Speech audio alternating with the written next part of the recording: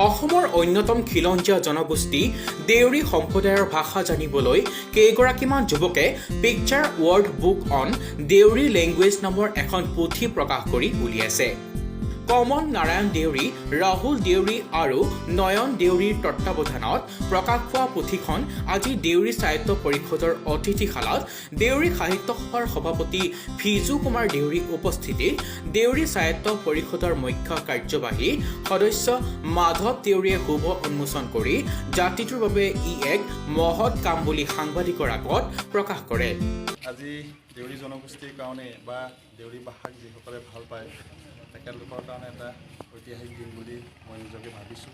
কাৰণ আমাৰ শিক্ষিত যুৱকসকলে তেখেতলোকৰ প্ৰচেষ্টাত ইতিমধ্যে এখনি কিতাপ আমি আজি উন্মোচনী কৰিছোঁ আৰু এই উন্মোচনী সভাত মোৰ লগত একেলগে দেউৰী সাহিত্য সভাৰ সন্মানীয় সভাপতি ভিজু ছাৰ আছিলে।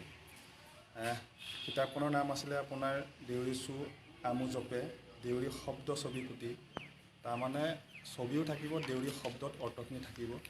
আৰু এই পুথিখন আমাৰ বিশেষভাৱে বহু বছৰ আগতে হ'ব লাগিছিলে, কিন্তু আমাৰ এই পুথিখনত আগবাগ হিচাপে আমাৰ কমল নাৰায়ণ দেউৰী, ৰাহুল দেউৰী আৰু নয়ন দেউৰী তেখেতলোক তিনিজন আৰু তেখেতলোকৰ গোটেই টীমটো খুব আপ্ৰাণ চেষ্টা কৰি কিতাপখন তেখেতলোকে সম্পাদনা কৰি ইতিমধ্যে ৰাইজৰ মাজলৈ এৰি দিছে।